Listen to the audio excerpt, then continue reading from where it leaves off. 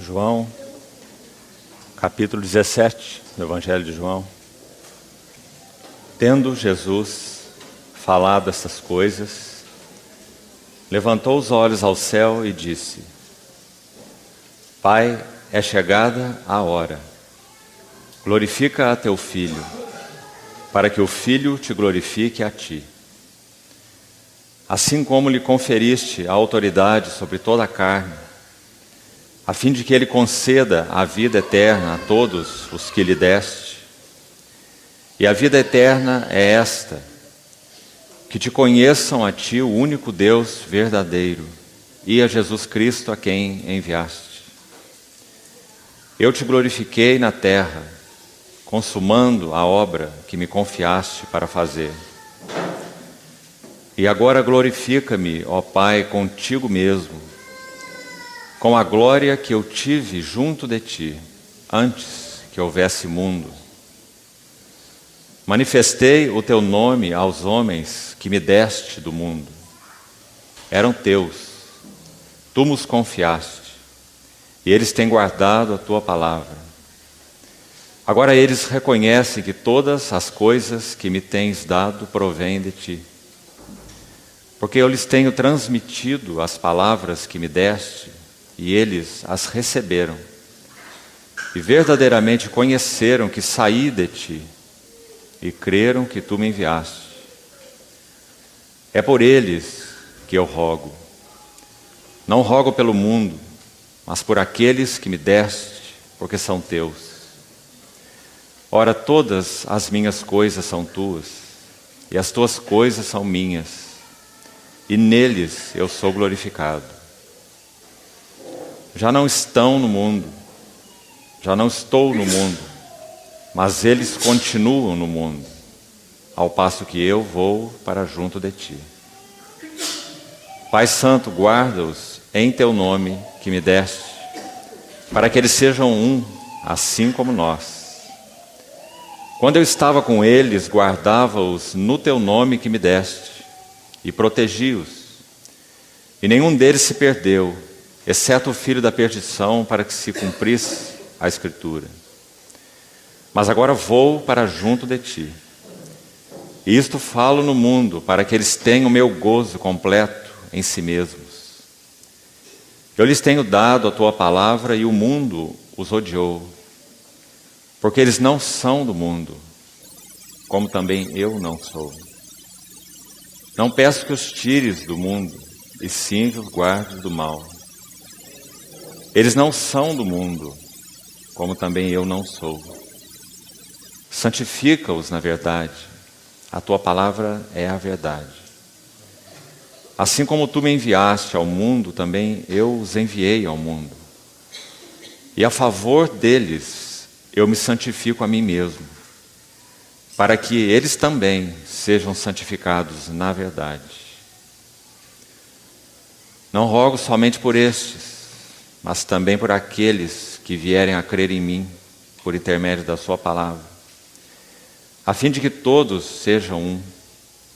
E como és tu, ó Pai, em mim, e eu em ti, também sejam eles em nós, para que o mundo creia que tu me enviaste. Eu lhes tenho transmitido a glória que me tens dado, para que sejam um, como nós o somos.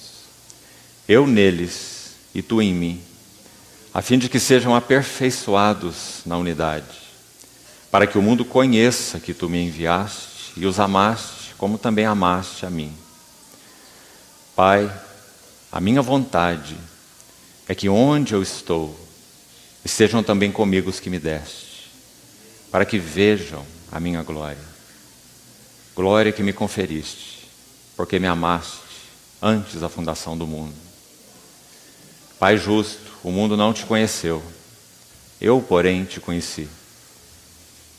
E também estes compreenderam que tu me enviaste. Eu lhes fiz conhecer o teu nome e ainda o farei conhecer, a fim de que o amor com que me amaste esteja neles, e eu neles esteja.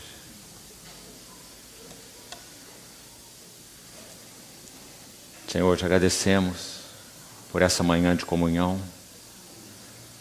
Te pedimos que o Senhor tome tua palavra lida nas tuas mãos e abra ao nosso coração. Pelo teu Espírito, venha interpretá-la a nós. Nós esperamos em Ti, confiamos-nos a Ti. Supre-nos com tudo que carecemos, para que o Senhor encontre teu ambiente entre nós. Te pedimos em nome do Senhor Jesus. Amém. Irmãos, esse capítulo, então, 17 do Evangelho de João, é chamado por muitos de o Santo dos Santos da Bíblia. Aquilo que tinha lugar no Velho Testamento, quando o sumo sacerdote entrava no Santo dos Santos e tinha uma comunhão pessoal e solitária com Deus, que se manifestava ali naquela glória, a Shekinah, ela é agora trazida para a sua plena realidade espiritual. O que acontecia no Velho Testamento era apenas uma sombra, apenas um tipo. Mas agora nós temos o verdadeiro sumo sacerdote, que está diante do único e verdadeiro Deus, no verdadeiro tabernáculo, que o Senhor erigiu, não o homem.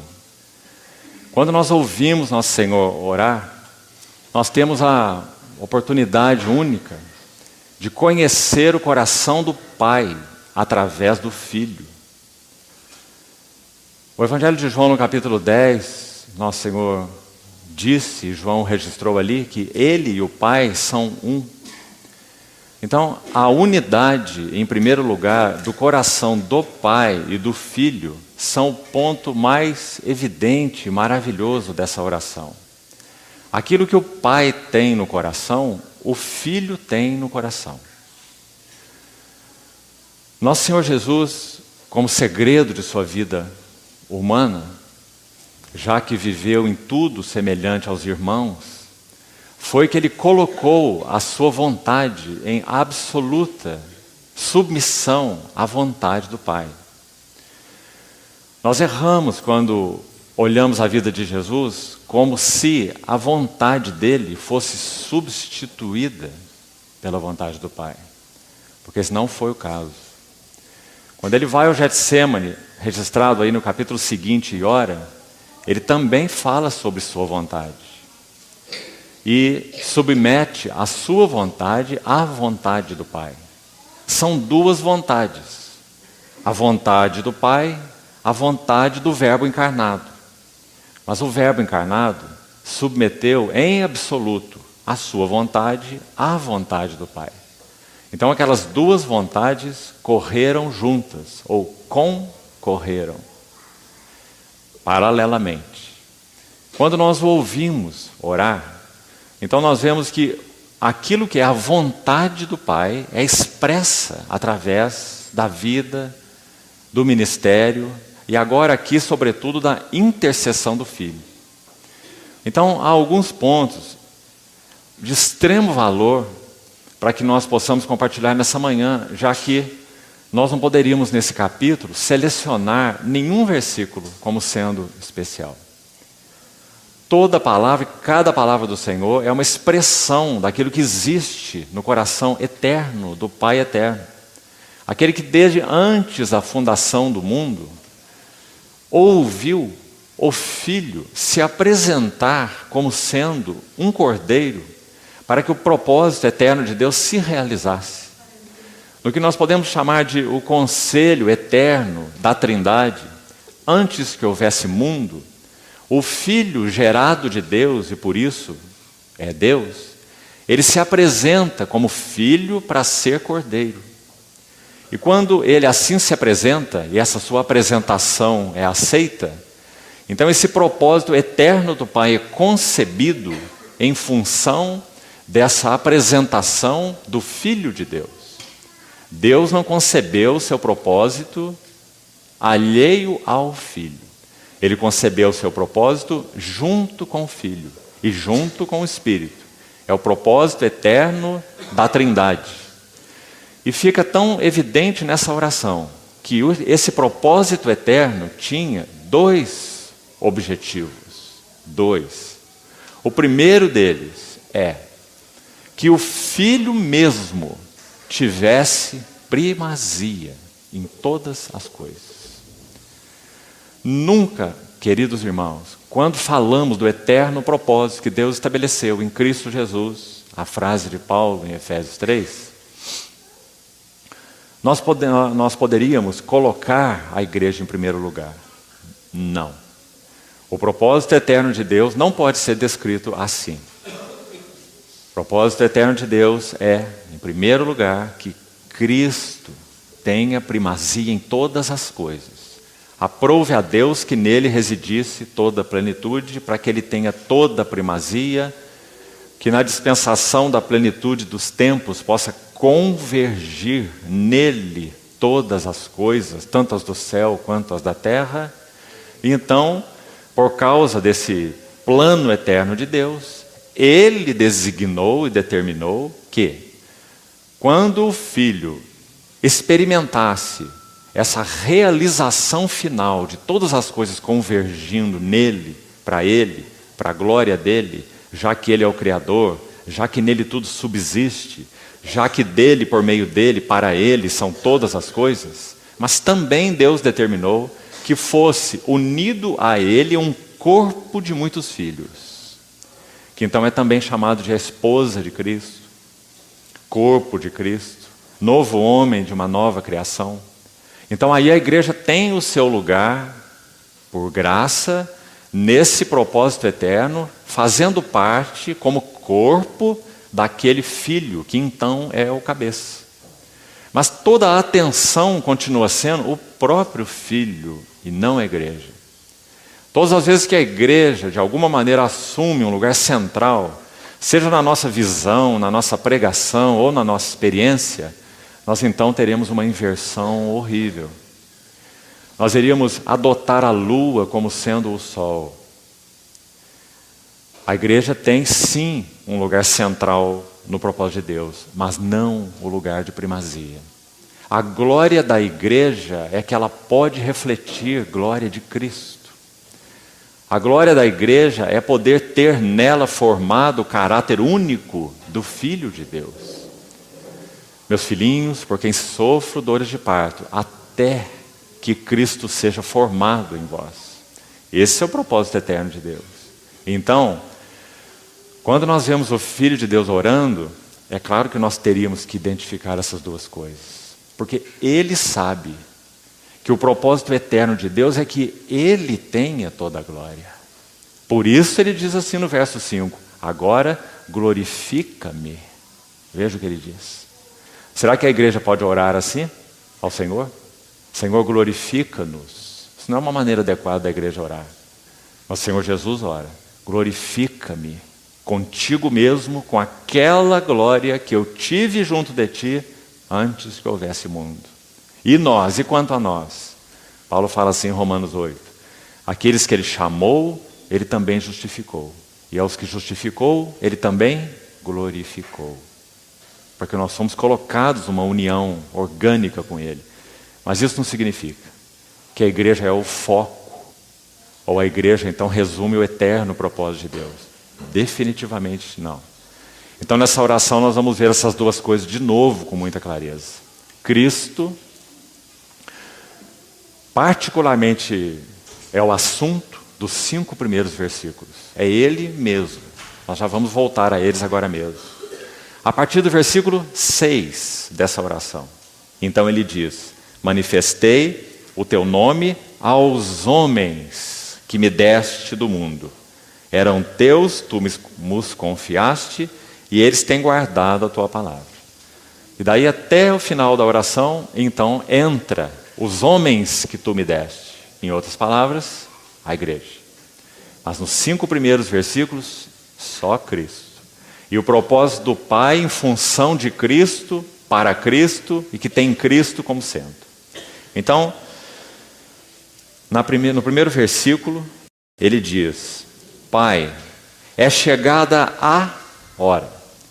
Essa hora que no Evangelho de João é descrita algumas vezes, essa mesma palavra, sai dos lábios do nosso Senhor Jesus no sentido negativo.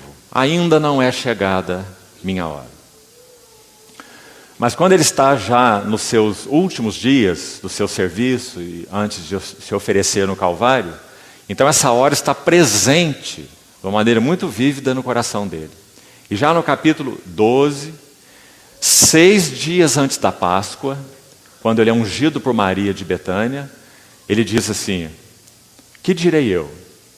Pai, salva-me desta hora, mas precisamente para esta hora eu vim. Então, Pai, glorifica o teu nome. João capítulo 12, os versos finais. Então, da mesma maneira, aqui nessa chamada oração sacerdotal, registrada por João, nosso Senhor tem essa hora diante dele. E agora nós não estamos a 6 dias antes da Páscoa. Agora nós estamos na noite em que ele foi traído. Então ele diz: Pai, é chegada a hora. Glorifica a teu filho, uma vez mais. Porque ele sabe que o propósito de Deus é esse, que o propósito de Deus tem como centro a glória do filho, é que o filho tenha a primazia. Todas as coisas do Pai são minhas, todas as coisas minhas são dele. Eu e o Pai somos um. Ainda nos capítulos desses discursos, 14, 15 e 16 de João, que estudamos há pouco, ele vai dizer assim, que todas as coisas que são do Pai pertencem a ele, tudo que o Pai tem é meu, por isso eu disse que ele vai receber o que é meu e vou-lo de anunciar, se referindo ao Espírito Santo. Então, nesse versículo 1, nosso Senhor inicia aí a sua oração. Ele diz: Pai, é chegada a hora. Essa hora é o Calvário. Essa hora é a cruz do Calvário. Glorifica a teu filho para que o filho te glorifique a ti. 2 coisas aqui penso ser de valor para nós. Primeira coisa, nós conseguimos ler nessas palavras do Senhor o aspecto dessa glorificação final que nós já acabamos de falar. O Filho tem a primazia, o Filho é a glória. Hebreus capítulo 1 começa dizendo assim: Ele é o resplendor da glória. Tiago, que é o meio-irmão do Senhor Jesus, quando escreve sua epístola no capítulo 2, ele diz que o Senhor Jesus é a glória.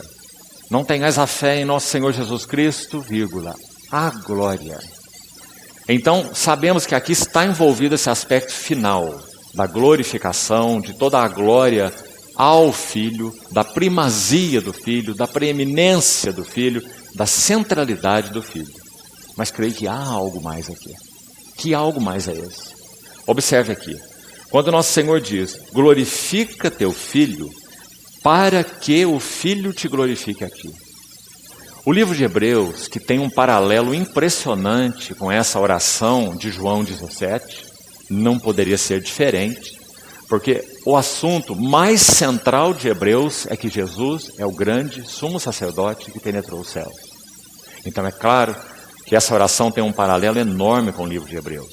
E nós então já desde o versículo 1 vamos recorrer a ele.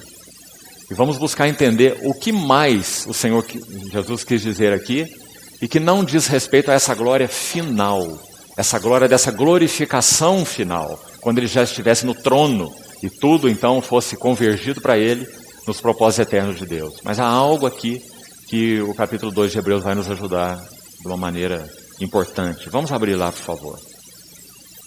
Versículo 8 diz assim: todas as coisas sujeitaste debaixo dos seus pés,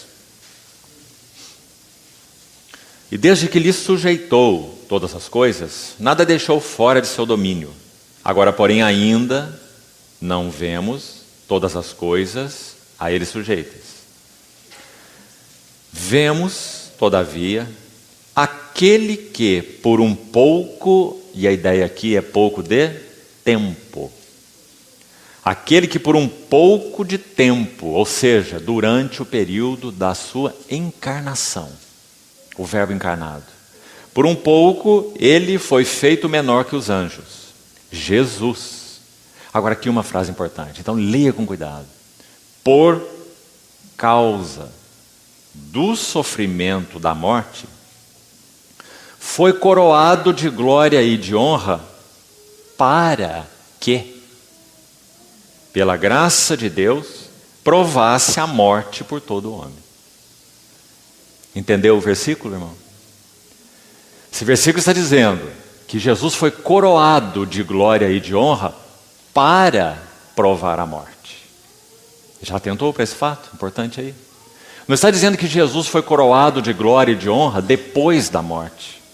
Está dizendo que ele foi coroado de glória e de honra para que provasse a morte. Extremamente interessante. O que isso significa? Entendo que essa expressão significa que Deus concede ao Senhor Jesus uma glória particular, provisão particular, suporte particular, de glória, de honra, para que ele pudesse enfrentar a morte. Coroado de glória e de honra para que provasse a morte por todo homem.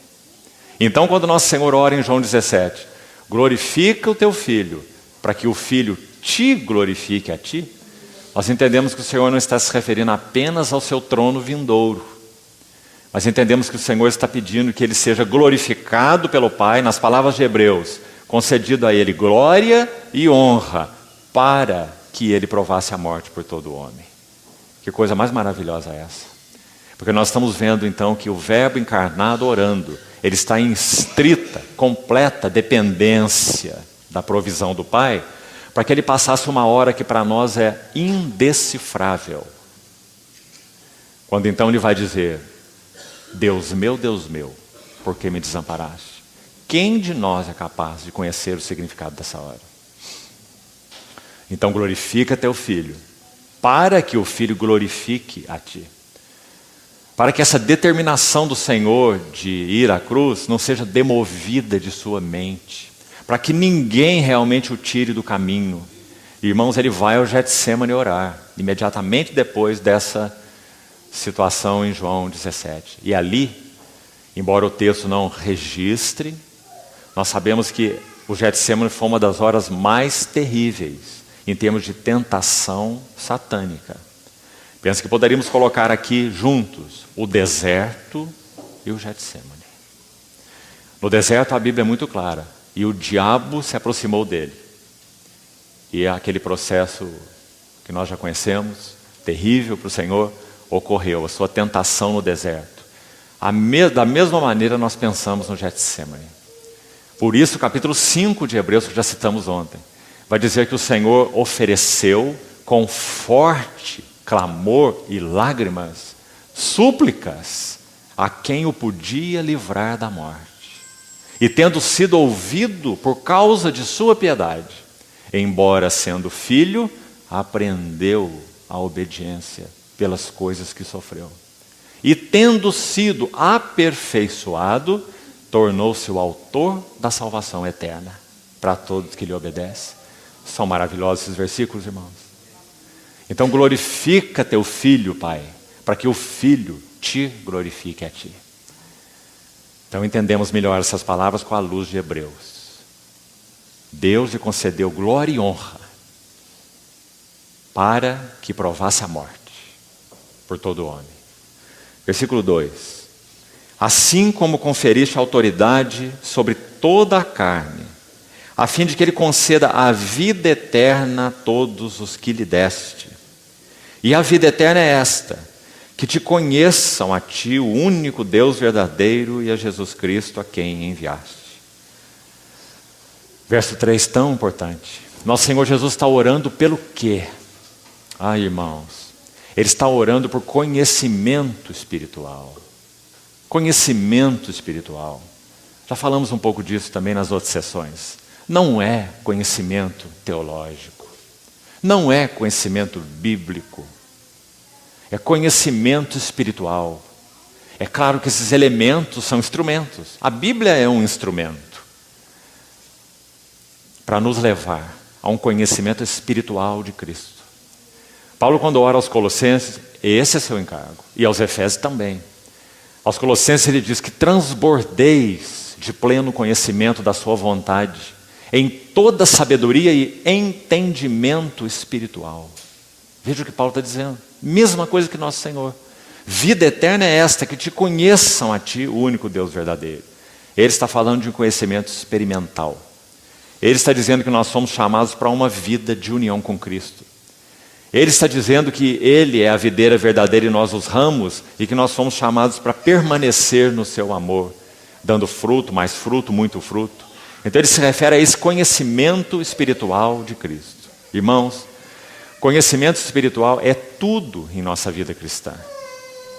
Porque ele não se baseia em conhecimento intelectual, como já falamos. É conhecimento de Cristo. É tudo em nossa vida cristã. Alguns irmãos, por alguns motivos, têm até mesmo pouco conhecimento bíblico. Mas têm um conhecimento de Cristo, de valor, que impacta outras vidas, que são testemunhos de boca fechada, colunas, muitas vezes, no santuário de Deus. Mas se você colocá-los para compartilhar a palavra, não terão habilidade para isso. Mas eles conhecem o escritor da Bíblia muito bem. Conhecimento espiritual. É sobre isso que o Senhor está orando no versículo 3. A vida eterna é essa, que te conheçam a ti, o único Deus verdadeiro, e a Jesus Cristo a quem enviaste. Nesse versículo 3, o Senhor está começando a abrir uma porta, que é a porta da intimidade, que esse capítulo 17 vai fazer de uma maneira tão linda. A primeira porta está aí, no verso 17. Que te conheçam. Verso 4. Eu te glorifiquei na terra, consumando a obra que me confiaste para fazer. Que lindo ver nesse versículo a determinação do nosso Senhor, porque Ele ainda não está na cruz, mas Ele está colocando a palavra no passado. Eu te glorifiquei na terra consumando. Essa mesma palavra consumando, a mesma palavra, a mesma raiz, numa conjugação diferente, aparece onde? João 19, 30. Está consumado. Mesma palavra. Então, no coração do Senhor, essa era uma obra encerrada. Esse era um assunto resolvido. Quando ele vai lutar em oração no Getsêmani, não é para decidir se ele vai à cruz ou se ele não vai à cruz. Quando ele vai lutar no Getsêmani, é para que esse assunto seja realmente confirmado, definido, aprofundado, no sentido de que agora ele dará os passos finais em direção à cruz. Porque do Getsêmani ele seria preso. Então aquela seria a sua oração final no Getsêmani. Se possível for, passa de mim esse cálice. O que o Senhor quer dizer com isso? Nosso Senhor está dizendo que no que concerne a sua experiência de comunhão, de relacionamento com o Pai, tudo o que Ele mais quer é não ser separado do Pai. Como Ele poderia querer? Tudo o que Ele mais quer é prosseguir na intimidade com o Pai. Nós sabemos que o que fortaleceu o nosso Senhor em toda a sua vida e ministério foi a sua intimidade com o Pai. Suportando toda aflição, negação, traição, abandono, mas nunca perdendo de vista a face do Pai. Mas agora ele sabe que isso é um fato. Então ele diz: Pai, se possível for, passa de mim esse cálice. Como já compartilhamos outras vezes, no Getsêmani nós temos duas correntes que para o Senhor sempre foram o sustentáculo de sua vida humana. E no Getsêmani haverá um conflito entre elas. Preste atenção. A primeira base, fundamento da vida de Jesus, o Verbo encarnado, foi fazer a vontade do Pai. João já registrou assim nesse mesmo evangelho: minha comida consiste em fazer a vontade daquele que me enviou. Nosso Senhor não iria abrir mão disso. Fazer a vontade do Pai sempre. Agora havia uma outra base, fundamento mesmo para a vida de Jesus: ver sempre a face gloriosa do Pai. Então ele poderia enfrentar todo tipo de oposição e abandono e tudo que fosse, mas nunca perdendo de vista a face do Pai. A face do Pai é seu sustento. Todas as minhas fontes são em ti. Ninguém mais do que o Senhor Jesus poderia dizer isso, com todas as letras. Todas as minhas fontes são em ti. Mas agora veja o que acontece no Getsemane.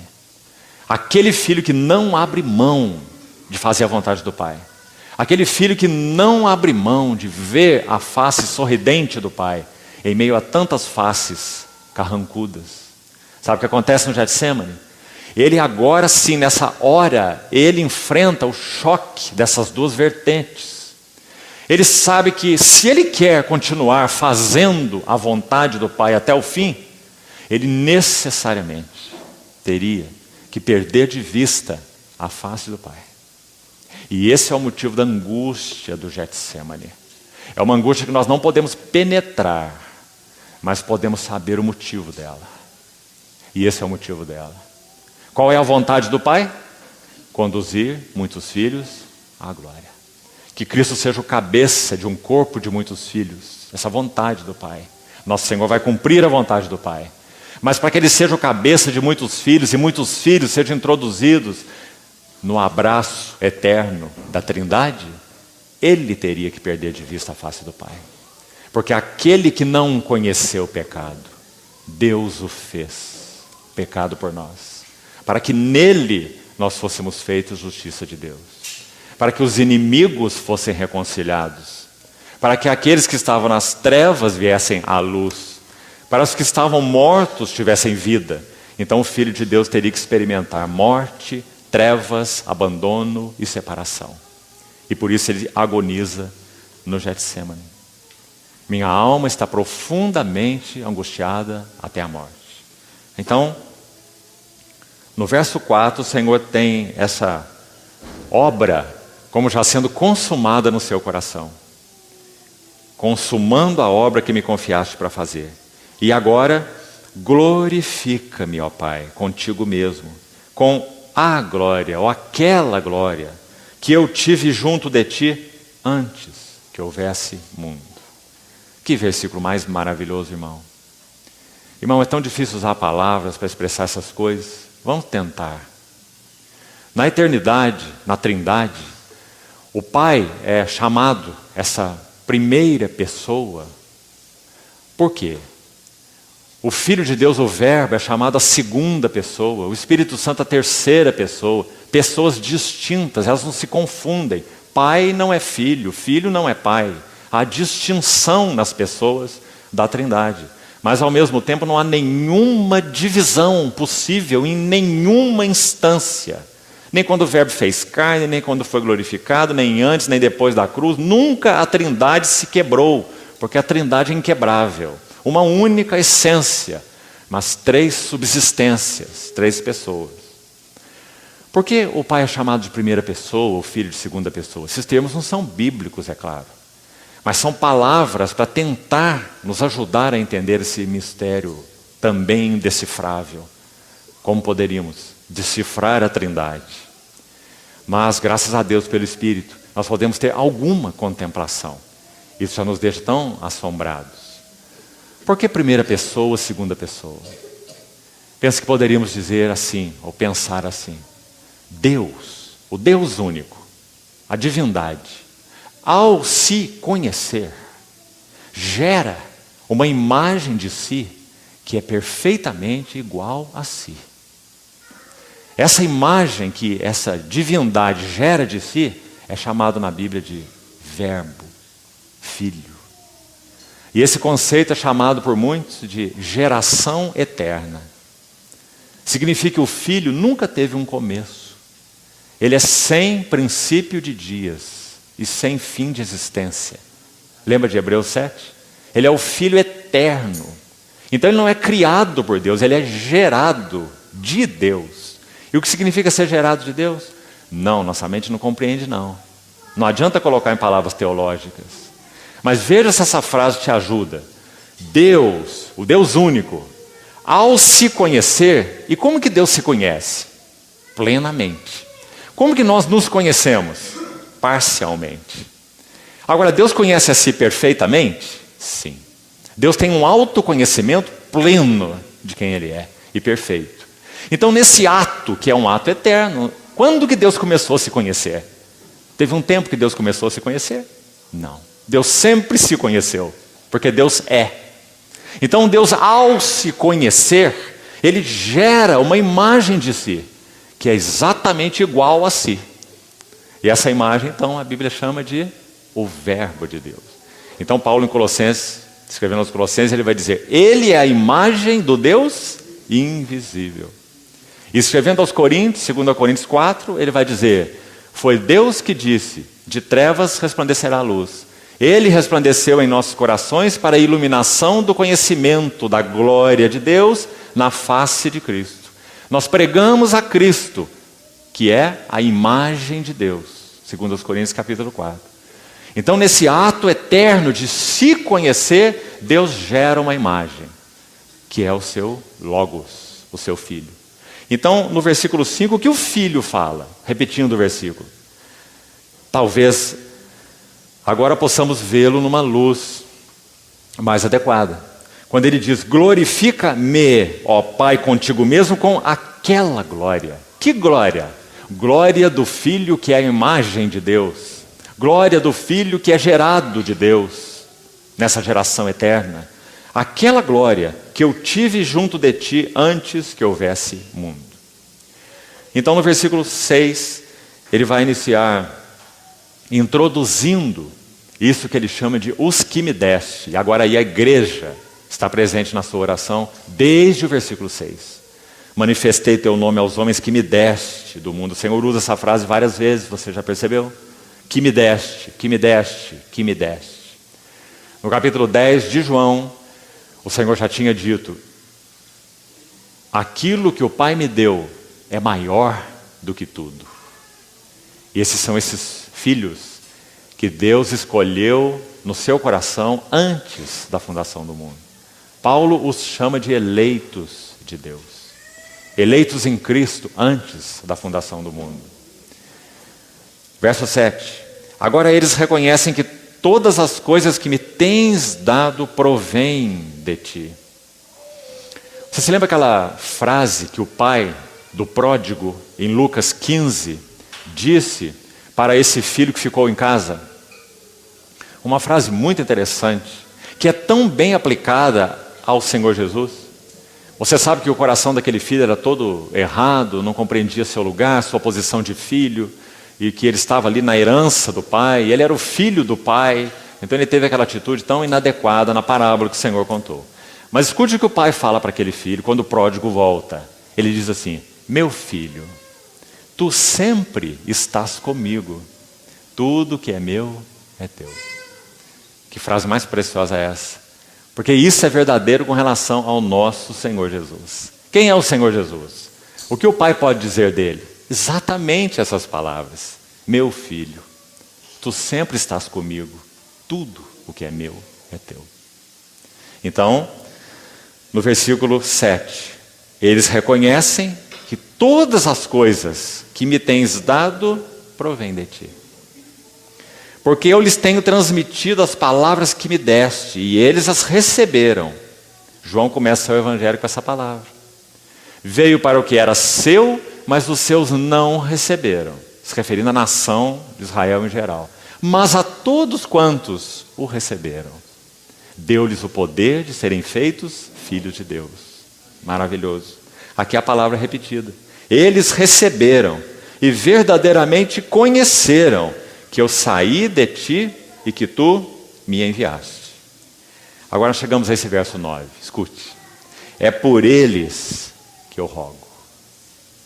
Não rogo pelo mundo, mas por aqueles que me deste, porque são teus. Sabe o que nós temos por trás desse versículo? Temos 13 capítulos do livro de Hebreus. É por eles que eu rogo. Esse é o intercessor. Irmão, nós podemos dizer que nosso Senhor Jesus, ele olhava de dentro o propósito de Deus. Vamos tentar explicar isso. Quando o tabernáculo, que é uma figura de Cristo, jornadeava pelo deserto, vocês se lembram quais eram as cortinas que cobriam aquele recinto mais íntimo, que se compunha do santo lugar e do santo dos santos? Você se lembra? Pela ordem, a cortina mais interna era a mais linda. Ela era feita de estofo azul, púrpura carmesim e linho fino.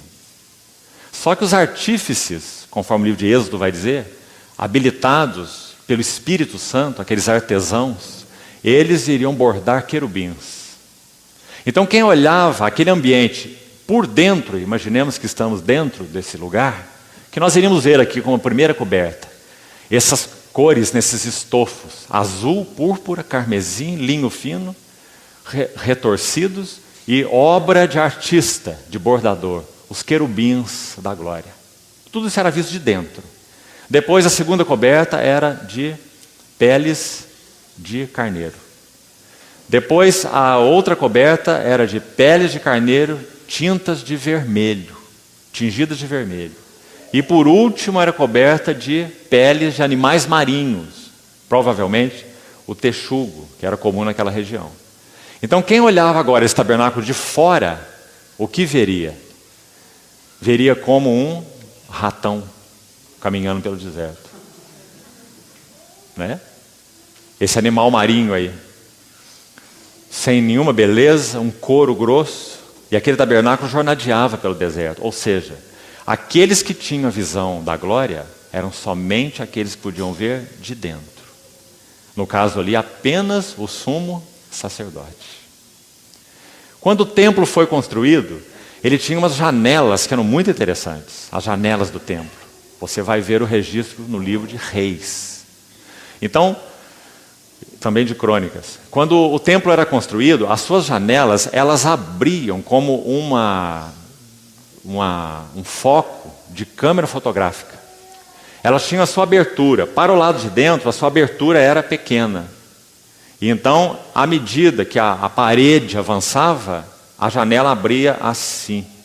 Então era uma abertura grande para quem estava lá fora e olhava, ele veria uma janela enorme. Mas então, para quem está olhando de fora, aquela janela iria se afunilar até um pequeno buraco.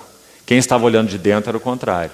Ele ia olhar por um pequeno buraco, mas ia ter uma visão em amplitude, porque ela se abria. O que isso significa? Quando o Senhor Jesus olhava para todas as coisas, ele tinha a visão plena de todas as coisas. Mas quando os outros olhavam para ele, só viam o filho do carpinteiro. Sua glória estava velada. Quando nós que estamos em Cristo, por sermos o templo de Deus, quando nós olhamos todas as coisas, Paulo vai dizer, o homem espiritual julga todas as coisas, ou discerne todas as coisas, mas ele mesmo não é discernido por ninguém. Você vê que interessante? Então essa era a realidade de quem o Senhor Jesus é. Ele via o propósito de Deus de dentro, ele via toda a glória, ele viu o significado do chamamento, de nosso chamamento. E nós agora, da mesma maneira, nós agora não estamos vendo um ratão, a igreja como um ratão caminhando no mundo. Nós estamos vendo a glória da igreja, a beleza da igreja, a comunhão da igreja, a vida da igreja, o Senhor na igreja. Mas quando o mundo olha para a igreja, não vê nada mais do que um ratão caminhando pelo mundo. Mas o que o Senhor faz nesse versículo, nós acabamos de citar, versículo 9, tão lindo. Ele vai dizer, Senhor, é por eles que eu rogo. Eu não rogo pelo mundo. Sabe por quê? Porque a fé não é de todos. Foi o que Paulo disse na sua epístola. Mistério. Pare de funcionar a tua cabeça tentando explicar eleição e predestinação. Desista. Mas ela é fato. Deus nos escolheu. Deus nos escolheu em Cristo, antes da fundação do mundo. Então, amados, ele diz, é por eles que eu rogo. E aí nós temos o livro de Hebreus por trás de tudo isso. Que livro maravilhoso. Aqueles capítulos primeiros, 4, ele vai falar quem é esse intercessor. Resumidamente, o autor de Hebreus vai dizer assim, ele é o Filho de Deus que desceu como apóstolo. Ele é o apóstolo da nossa confissão. Ele é o único que pode expressar quem Deus é. Até o capítulo 4, verso 13. Quando nós chegamos no capítulo 4, verso 14 de Hebreus, a ênfase muda. Tendo, pois, a Jesus, o Filho de Deus, como grande sumo sacerdote que penetrou os céus. Conservemos firmes a nossa confissão, porque não temos sacerdote, sumo sacerdote, que não possa compadecer-se de nossas fraquezas. Antes foi ele tentado em todas as coisas, a nossa semelhança, mas sem pecado. Acheguemo-nos, portanto, confiadamente junto ao trono da graça, para recebermos misericórdia e acharmos graça para socorro em ocasião oportuna. E aí ele entra pelo capítulo 5, dizendo que o sacerdote era constituído dentre os homens para oficiar para os homens. Teria que ser capaz de saber o que é fraqueza humana, né? Então ele vai mostrar a partir daí, capítulo 4, verso 14, até o capítulo 10, que Jesus é esse grande sumo sacerdote. E é ele que está orando aqui. É por eles que eu rogo. Quero chamar a atenção para mais um ponto importante. Se ele é o verdadeiro sumo sacerdote, o que o sumo sacerdote do tipo, da figura, da sombra, o judeu, tem para nos ensinar? O sumo sacerdote natural. Quando ele entrava no Santo dos Santos, uma vez ao ano, no grande dia da expiação, ele trazia o povo representado no seu próprio corpo. Ele tinha um peitoral composto de 12 pedras, cada uma delas tipificando uma tribo de Israel, no peito. Ele tinha, de novo, 12 tribos de Israel em 2 pedras de ônix, colocadas nos seus ombros, para fazer o engaste entre a parte da frente da vestimenta e a parte de trás da vestimenta. Era como um elo, uma pedra, de um lado e de outro. Em cada pedra, 6 nomes. Por quê? Não bastava um? Não bastava no peito? Não bastava nos ombros? Por que 2? Porque peito, na tipologia do Velho Testamento, fala então do seu amor, ou do seu coração, em intercessão. Mas ombro fala do seu suporte. O que significa isso, em outras palavras? Os mesmos pelos quais o Senhor Jesus morreu, os mesmos pelos quais o seu coração foi traspassado, são estes mesmos pelos quais ele dá suporte, ou ele realiza intercessão. Então ele vai dizer: não rogo pelo mundo, mas por aqueles que me deste do mundo, porque são teus. Ele intercede por aqueles que ele redimiu. Nosso Senhor Jesus é o Salvador do mundo, mas nosso Senhor não é o intercessor do mundo. Compreendeu a diferença? Ele é o intercessor da igreja, porque só a igreja o conhece como intercessor, mas ele é salvador para todo o mundo, todo o que quiser. Deus tem os seus escolhidos? Certamente ele o tem, né? Nós não sabemos quem são. Então, que o mundo faça a sua decisão. Quem tem sede, venha a mim e beba. Então o Senhor é o Salvador do mundo, disponível, mas ele é o intercessor da igreja. E agora o assunto aqui é a igreja, não é o mundo. É o sumo sacerdote que intercede pelos que o Pai lhe deu. Então não rogo pelo mundo, rogo pelos que me deste do mundo. Parece inicialmente uma palavra dura do Senhor, não é? Por que, Senhor? O Senhor não roga pelo mundo? Porque ele não é intercessor do mundo. Mas por que não é uma palavra dura? Porque no capítulo 3 de João ele já registrou assim: eu não vim para julgar o mundo, mas eu vim para salvá-lo. Então ele é o Salvador do mundo.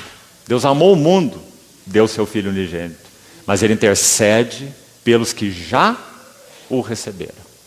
Para esse é que ele dá o seu suporte. São esses que se achegam ao trono da graça. O mundo nem sequer sabe que existe um trono da graça, mas nós nos achegamos ao trono da graça. O Senhor Jesus está no trono celestial como sumo sacerdote que vive para interceder por nós. Não é vive para interceder pelo mundo. Hebreus 7, 25. Então que versículo mais maravilhoso, irmãos. E que privilégio nós temos. Nós nos achegamos do trono, diante do trono de alguém que sabe tudo sobre a natureza humana. Que evangelho é este de João, né? Os últimos versos do capítulo 2 vão dizer assim: Jesus não se confiava, aqueles que estavam ali ao seu lado, procurando de alguma maneira servi-lo, fazer isso, fazer aquilo. Jesus não se confiava a eles, porque ele mesmo sabia o que era a natureza humana. Que verso maravilhoso. Hebreus vai dizer que em tudo ele se tornou semelhante aos irmãos, para que ele fosse fiel sumo sacerdote nas coisas referentes a Deus e fazer expiação pelos pecados do povo. Então, por trás desse verso 9, nós temos esse lindo livro de Hebreus, o intercessor, nosso Senhor Jesus. Verso 10. Ora, todas as coisas minhas são tuas, e todas as tuas coisas são minhas, e neles eu sou glorificado. Já não estou no mundo. Que frase é essa também tão impressionante? Em certo sentido, nosso Senhor nunca esteve no mundo. Como nós falamos, Ele nunca deixou sua habitação celestial. O Filho do Homem que está no céu, como está registrado em João 3. Né? Onde eu estou, vós não podeis ir, Ele disse aos seus discípulos.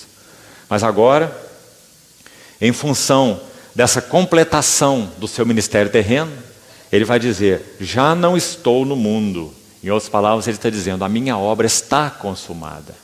Ele já falou nos versos que lemos anteriormente. Consumando a obra que me confiaste para fazer. Já não estou no mundo, mas eles continuam no mundo, ao passo que eu vou para junto de ti. Pai Santo, guarda-os em teu nome que me deste, para que eles sejam um, assim como nós. Irmão, essa verdade eterna, graças ao Senhor, da unidade da igreja. Que o Senhor nos ajude nisso, irmãos. A unidade da igreja, ela é o fundamento do trabalhar do Espírito Santo. Se nós de alguma forma não compreendemos, nós somos limitados, não só na visão, sobretudo na prática, poderíamos dizer, mais que na visão. Há muitos que, levantando bandeira em nome da unidade, promovem mais divisões. Se nós levantarmos uma bandeira que diz, nós somos a unidade, o que nós promovemos é divisão. E os nossos outros irmãos são o quê? Então que o Senhor nos ajude a compreender isso melhor. A unidade do Espírito é a base do trabalhar do Espírito. Então, nosso Senhor roga nessa oração para que sejamos um, como Ele e o Pai são um. Agora, de maneira prática, por que é tão importante esse assunto da unidade? Sabe por quê? Porque nós somos um povo estranho. Um povo estranho. Nós somos um povo que tem uma linguagem que o mundo não conhece. Temos um Senhor que o povo não conhece. Temos estatutos em nosso coração que o mundo não conhece. Temos maneira de ver a vida, de ver as coisas, de ver trabalho, de ver família, de ver dinheiro, bens que o mundo não conhece. Você se lembra daquele verso impressionante de um falso profeta que foi pago para amaldiçoar o povo de Deus, Balaão, em Números 23, ali no versículo 9, numa das vezes que ele vai tentar amaldiçoar o povo de Deus, e pronuncia das mais gloriosas bênçãos que existem no Velho Testamento. Bênção de Moisés, a bênção de Jacó, a bênção de Balaão, elas estão aí no mesmo nível. Que impressionante! Moisés foi um homem de Deus. Jacó, outro homem de Deus. Mas Balaão era um vidente mercenário. Mas quando ele ia abrir a boca para amaldiçoar o povo de Deus, o Espírito Santo vinha fazer o seu trabalho. E então ele se apossava de Balaão. E Balaão só conseguiu pronunciar 3 bênçãos. Você se lembra? Interessante que ele achava que o problema era o lugar errado. Ele estava no alto de um monte, oferecia sacrifício para amaldiçoar Israel. E vinha o Espírito Santo. Ele pronunciava a bênção. Então ele pensava, eu acho que eu errei o monte. Eu acho que os deuses estão lá no outro monte. Vamos passar para o outro monte. Subia no outro monte, armava o seu altar, olhava para o povo de novo e dizia assim, do alto das penhas vejo Israel. Dos outeiros o contemplo. Eis que é um povo que habita só. E não será contado entre as nações. Que bênção mais maravilhosa esse homem foi dizer. Por causa do Espírito Santo que se apossava dele. O que ele está dizendo na nossa linguagem? Que a igreja é única. Está dizendo que a igreja é solitária. Está dizendo que a igreja não pode contar com ninguém, a não ser o seu Senhor Jesus e uns aos outros. Por isso que nosso Senhor Jesus derrama o seu encargo nessa oração, dizendo, Pai, que eles sejam um, como nós o somos. Agora, irmãos, quando nós olhamos para a cristandade hoje, o que nós vemos? Pedras do santuário espalhadas pelas esquinas de todas as ruas.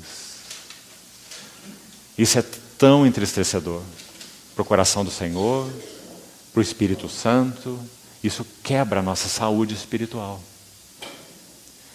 Senhor, nos ajude a compreender e a praticarmos esse assunto da unidade de uma maneira que satisfaz teu coração.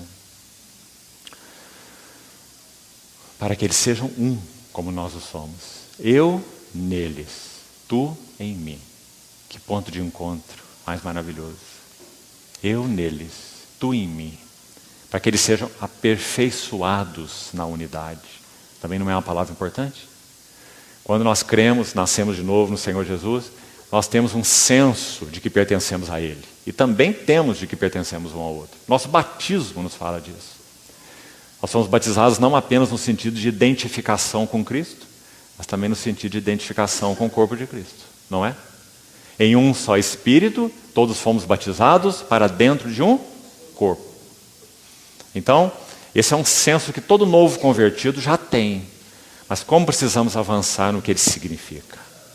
Porque o que ele significa vai passar pelo caminho da cruz. Se nós queremos ser aperfeiçoados na unidade, quanto o Espírito Santo tem que trabalhar em nós? Porque sabe qual é o tipo de unidade que nós praticamos? É unidade comigo. Quem são os que são um comigo? Essa é a nossa unidade, né? Então que o Senhor nos ajude a realmente praticarmos a unidade do Espírito no vínculo da paz. Deixa o irmão achar que milênio não existe. Deixa o irmão achar que o anticristo vem agora, vem depois, vem no meio, vem antes. Deixa ele achar o que ele quiser achar. Vamos aprender a ter comunhão em Cristo, pelo Espírito de Cristo, na unidade de Cristo. Para nós tem pouquíssima importância de quando o anticristo vai se manifestar. Nós estamos nem pensando em anticristo, nós estamos pensando em Cristo. Estamos dizendo, Maranata, vem nosso Senhor. Se pela tua graça, Senhor, o Senhor pode, quer nos guardar de vermos essa hora horrível, livra-nos, guarda-nos. Mas se não, fortalece-nos, para que nós possamos ser testemunhas fiéis em dias difíceis e dias que, em espírito, nós já estamos vivendo. O livro de Daniel descreve esses dias que antecedem a manifestação do anticristo como o dia em que os santos seriam particularmente desgastados na sua mente. Daniel 7:25. Ele afligirá, magoará os santos do Altíssimo. Esse Espírito já opera na igreja. Que o Senhor nos ajude a estarmos atentos a essa hora, guardados, vigiando, preservando a unidade. Quanto mais o funil se manifestar, mais nós iremos ver a realidade do que o Senhor Jesus orou. Que nós teremos que estar afinados com Ele de uma maneira intensa e bem afinados uns com os outros. Para que sejamos cobertos, guardados, cuidados no corpo de Cristo. Então o livro de Hebreus, de novo, vai nos ajudar dizendo assim, não deixemos de congregar, como é costume de alguns.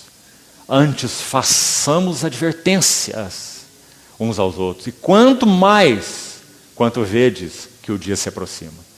Quanto mais o dia do Senhor se aproximar, mais necessidade de advertência. Não necessidade de nos embalarmos, né, uns aos outros. Está tudo bem, irmão, Deus é misericordioso, Deus é bondoso, um dia Deus vai fazer, Deus vai resolver, espere em Deus. E frases que nós usamos de uma maneira tão leviana tantas vezes. Vamos nos exortar, vamos nos advertir, nos cuidar. Cuidado, que aquele dia não vos apanhe repentinamente como um laço, disse nosso Senhor. Cuidado, que vossos corações não fiquem sobrecarregados. Tão claro foi o nosso Senhor. Onde nós vamos ouvir isso do mundo? Nós só podemos ouvir isso da igreja, porque nossa linguagem é única. Irmãos, a igreja não é maravilhosa? Você pode imaginar que uma pessoa que você nunca viu, você pode colocar dentro da sua casa para dormir na sua cama, quando você hospeda os irmãos? Ninguém faz isso no mundo, só na igreja. Porque nós temos o mesmo Espírito, nós temos a mesma linguagem, temos o mesmo Senhor, a mesma fé, o mesmo Pai. Irmãos, a igreja. Senhor, abra nossos olhos para vermos a igreja, o que é a igreja, e para que possamos viver como irmãos. Esse é um dos fardos do Senhor Jesus, quando Ele orou aqui em João 17. Para que eles sejam um, como nós o somos. Para que eles sejam aperfeiçoados. Olha essa palavra. Na unidade. Sabe o resultado disso? Para que o mundo conheça que tu me enviaste. Ou seja, onde está o nosso poder de testemunho? Subir em palanques por aí, gritar a Bíblia de todo jeito? Segundo Jesus, não. Nem ele fez isso. Não clamará, não gritará e não fará ouvir a sua voz nas praças. O Senhor nos ajude a vivermos a nossa vida cristã unida de tal forma que o mundo conheça que Ele foi enviado, que Ele é o Senhor dos Senhores, que esse milagre que aconteceu entre nós ninguém pode fazer. Nenhuma norma, nenhuma instituição, nenhum regulamento, nenhuma organização, esse milagre do nosso convívio, esse milagre da mesma linguagem, esse milagre do mesmo Senhor, esse milagre da mesma palavra, só Ele mesmo pode fazer. Então que sejamos aperfeiçoados na unidade para que o mundo conheça. Realmente a igreja precisa ser um refúgio para aqueles que não o conhecem. Versículo 12. Quando eu estava com eles, guardava-os em teu nome que me deste e protegi-os, e nenhum deles se perdeu, exceto o filho da perdição, para que se cumprisse a Escritura. Mas agora eu vou para junto de ti, e isto eu falo no mundo, para que eles tenham o meu gozo completo em si mesmos. Eu lhes tenho dado tua palavra, e o mundo os odiou, porque eles não são do mundo, como também eu não sou. Frase repetida no verso 16. Eles não são do mundo, como também eu não sou. Maravilhosa frase, porque precisamos vê-la como ela é. E como então ela deve ser vista? Quanto de mundo há em Jesus? Nada. Aí vem o príncipe do mundo, e ele nada tem em mim. Agora olha o que o Senhor está fazendo. Ele está dizendo, eles não são do mundo, como também eu não sou. Irmãos, nosso Senhor está cravando um abismo, agora que não pode ser traspassado entre nós e o mundo. Por isso João vai dizer assim tão claramente, não ameis o mundo, nem as coisas que no mundo há. Quais são essas coisas? Concupiscência da carne, concupiscência dos olhos, soberba da vida, que é amar a vida pela vida. Soberba da vida, não procede do Pai, mas procede do mundo. Ora, o mundo passa, bem como toda a sua concupiscência, mas aquele que faz a vontade de Deus permanece eternamente. Eles não são como eu não sou, coisa mais maravilhosa. Que problema nós criamos para nós mesmos quando tentamos compactuar com aquilo que o Espírito Santo está nos mostrando que é mundo. Sejam valores, maneira de viver, estilo de vida, modas, conceitos, palavras, filosofias, ideias, política, compactuando com o mundo. Sabe o que disse um homem de Deus? Moody. Certa vez perguntaram para ele sobre o que ele achava do envolvimento do cristão na política. O cristão não deve ser irresponsável politicamente, não. Mas Moody respondeu assim, este mundo é um barco afundando. E nós fomos chamados não para remendar o barco, mas para salvar alguns que estão nele.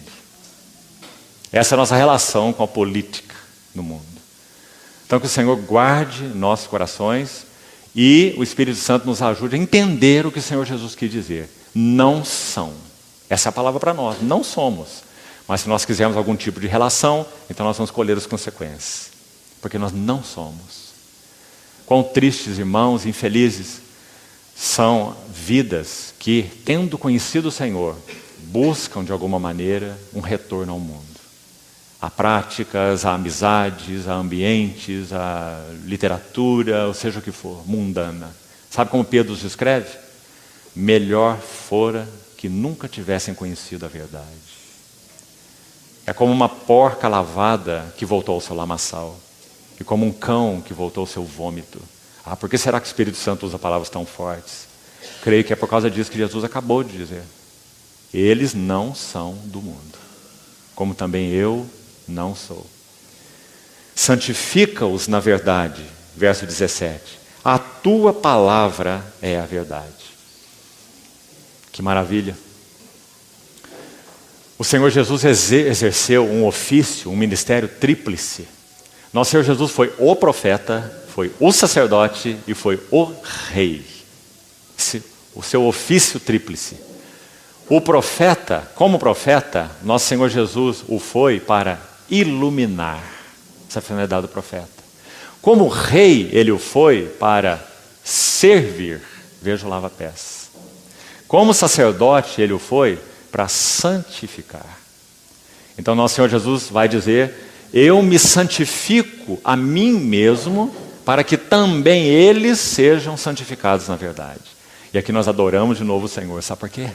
Nós temos um Senhor completamente santo. Completamente santo. E é por causa dele ser completamente santo que nós sofremos a sua influência. A favor deles eu me santifico a mim mesmo para que eles sejam santificados. Porque ele é completamente santo, quando nós nos ocupamos dele, o que acontece conosco? Nós somos santificados. Porque ele é santo. Então nós queremos ser santificados? Ocupemo-nos de Cristo. Então nosso irmão já nos lembrou aqui, 1 Coríntios 1,30, que vai dizer: vós sois dele em Cristo Jesus. E ele se nos tornou para nós sabedoria, justiça e santificação e redenção. Santificação é estar ocupado com Cristo. Não é fazer isso e deixar de fazer aquilo. Isso é consequência. Nós vamos deixar de fazer aquilo e vamos começar a fazer isso porque nós estamos ocupados com Cristo. Graças ao Senhor. Ele é o Santo. Santifica-os na verdade. Qual é o instrumento prático do Senhor para nos santificar? Ocupados com Cristo. Ocupados com Cristo. Em particular, de que maneira? Pela palavra. Santifica-os na verdade. A tua palavra é a verdade. Já falamos nisso ontem. Que o Senhor encha o nosso coração de uma sede insaciável pela palavra de Deus. Amados irmãos, nós temos tido a oportunidade de cooperar com a obra do Senhor em Cuba. Deixa-me contar um relato para os irmãos. Há mais de 20 anos atrás, quando a situação ali era outra, de uma intensa oposição ao Evangelho, então alguns jovens universitários, eles tiveram acesso a uma Bíblia, ou algumas Bíblias. Era uma coisa raríssima naquele país há mais de 20 anos atrás. Hoje não. E quando eles tiveram acesso a essa Bíblia, eles repartiram a Bíblia em partes. E levavam para suas casas e a estudavam. E reuniam-se em lugares escuros, linha de trem, numa absoluta escuridão, esses jovens para compartilharem aquilo que eles tinham memorizado, guardado, estudado da palavra de Deus. Que coisa maravilhosa é essa? Isso também aconteceu na China, na época de Watchman Nee. Nós viveremos um tempo, se o Senhor tardar, em que nós teremos que ter a palavra de Deus guardada no nosso coração, estocada em nós. Que o Senhor nos ajude a dar atenção para ela hoje. Porque o Espírito Santo não age de improviso. Nós não poderemos ter naquele dia o que nós não temos hoje. Sim, Ele nos dará graça para todos nós, quer tenhamos, quer não tenhamos. Mas nós só poderemos perseverar se nós mantivermos a palavra de Deus estocada em nosso coração. Senão realmente viveremos dias difíceis. O Espírito Santo irá usar o que dentro de nós? Habite ricamente em vós a palavra de Cristo. Santifica-os na verdade. Tua palavra é a verdade. Que as minhas palavras permaneçam em vós. Lâmpada para os meus pés é a tua palavra e luz para os meus caminhos. Minha alma está apegada ao pó, vivifica-me por meio da tua palavra. Palavra, a palavra, a palavra. O Senhor nos faça homens e mulheres da palavra, que amam a palavra, que guardam a palavra. Bem-aventurados que leem, que ouvem, que guardam as palavras da profecia desse livro, porque o fim está próximo. O Senhor nos ajude nisso, irmãos. Ele orou por isso. Santifica-os na verdade. Tua palavra é a verdade. Irmãos, a palavra de Deus tem poder em si mesma. Você não precisa ter o conhecimento de nuances teológicas, o significado de uma palavra, para que você use essa palavra. A palavra de Deus é viva e eficaz em si mesma. Um adolescente em crise, que conheça a palavra, guarde a palavra no seu coração e recite-a para si mesmo. Ele é santificado pela palavra, embora ele não conheça muito do significado do que ele está recitando. A palavra de Deus é viva e eficaz. Mais cortante que qualquer espada de 2 gumes e penetra num lugar onde ninguém alcança. Ninguém. Só a palavra pode alcançar.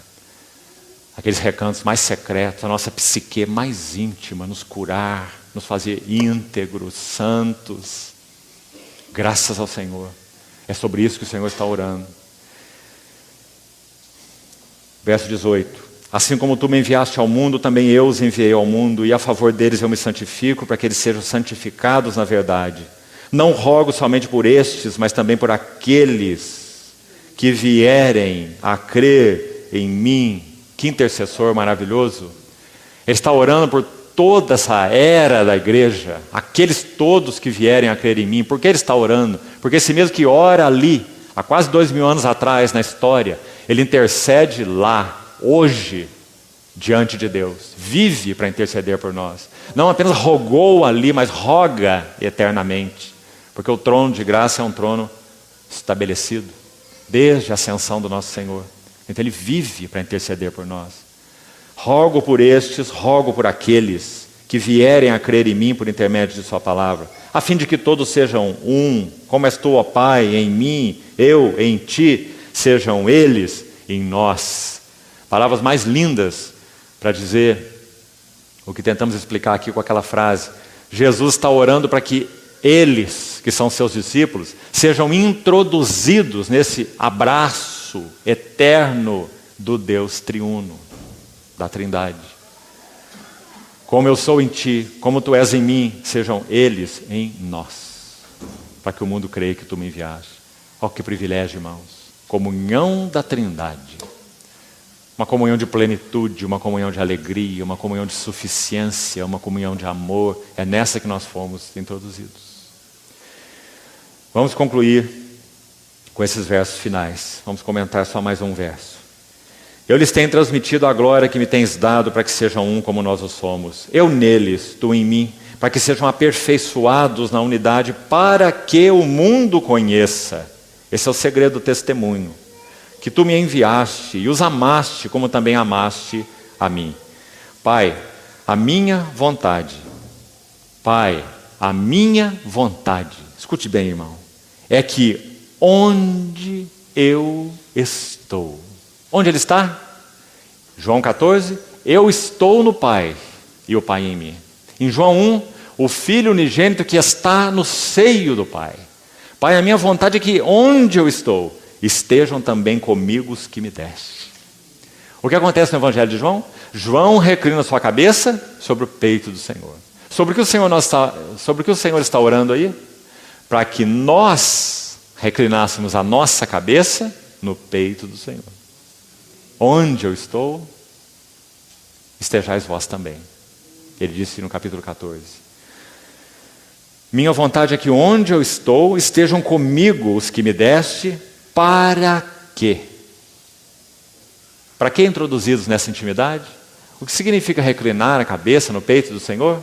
Ver a sua glória. Glória que me conferiste, porque me amaste antes da fundação do mundo. Sabe o que Davi disse no Salmo 27? Uma só coisa eu peço ao Senhor, e eu a buscarei. Uma escolha, irmão. Uma atitude determinada. Ele o quis de todo o seu coração. Que eu possa morar na casa do Senhor. Todos os dias da minha vida. Agora, olha as palavras dele, antes de Jesus, refletindo as palavras de Jesus nessa oração. Para que eu possa contemplar a beleza do Senhor. Jesus disse, para que vejam a minha glória. É exatamente a mesma coisa. Para que eu possa contemplar a beleza do Senhor e meditar no seu templo. Ah, irmãos, que a glória de Cristo seja realmente atrativa para nós. Uma última referência para concluirmos. Mais um salmo, 63. No Salmo 63, Davi estava se retirando para o deserto de Judá, depois de Absalão tomar o seu trono. Salmo maravilhoso. Davi estava numa hora difícil. Você pode imaginar? Um filho traidor. Um filho que começa a ganhar o coração do povo para depor o rei que é seu pai, Absalão. E Davi deixa o trono e vai para o deserto de Judá. Ao caminhar para lá, ou lá, ele escreve o Salmo 63. Sabe o que ele diz?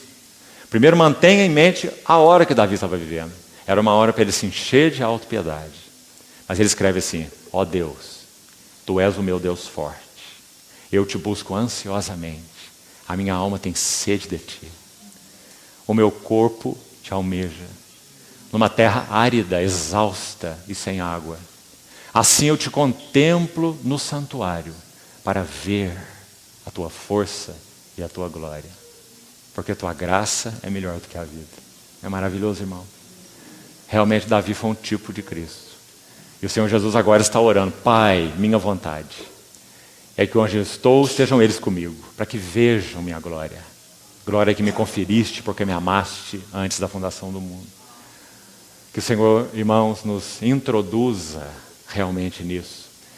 Que nós sejamos um povo atraído pelas glórias do nosso Senhor Jesus. Contemplar Cristo com os olhos da alma, contemplar Cristo na palavra, contemplar Cristo é o nosso chamamento. Se o Espírito Santo tem despertado no seu coração amor por Cristo, responda, irmão. Responda em gratidão, responda em entrega, dizendo: Senhor, abre os olhos do meu coração. Nosso irmão, o Atmani, quando estava concluindo sua vida de serviço ao Senhor, preso, ele orou ao Senhor. E essa oração, de alguma maneira, foi registrada. Sabe o que ele disse? Depois de 20 anos preso, ele tinha quase 1,80 m de altura, estava com 49 quilos, depois de 22 anos de prisão. Ele orou assim: Senhor, eu passaria tudo isso de novo, não por causa da igreja, nem por causa da tua obra, mas por ti mesmo. Por ti mesmo. Qual é o objetivo do Evangelho? Levar-nos a nos derramar para aquele que nos amou, Senhor Jesus. Para que nós víssemos sua glória. E isso não tem relação com onde estamos, o que passamos, sofrendo ou não, me empregando ou trabalhando. John Wesley escreveu um hino, onde ele usa essas palavras: quero só por ti viver. Me empregando ou descansando, quero só por ti viver. Senhor, irmãos, nos conceda graça, continue falando ao nosso coração, para que nós sejamos atraídos por quem Ele é, para que vejamos realmente sua glória, porque é vendo sua glória que nós somos transformados de glória em glória na sua própria imagem. Esse é mais um dos fardos do Senhor Jesus quando Ele ora nesse capítulo 17. Vamos pedir ao Senhor que, pela sua graça, então, opere realmente isso em nossos corações. Senhor, continue por tua bondade, fidelidade para conosco, apesar de nós. Continue falando ao nosso coração, Senhor. E te pedimos, sim, tira escamas de nossos olhos, para que possamos ver a tua glória, tua beleza, que ela seja conquistadora de todo o nosso coração. Confiamos a Ti, Senhor, Tuas palavras, e pedimos que Teu Espírito Santo venha interpretá-la na nossa hora e na nossa história. Nos ajuda também como igreja, Senhor, a vivermos realmente em unidade. A unidade do Espírito no vínculo da paz. Senhor, sê nossa motivação e centro. Chama a nossa atenção para Ti, Senhor, e mantém-nos um, como Tu és um com o Pai. Te pedimos, Senhor, agradecidos, em nome de Jesus. Amém.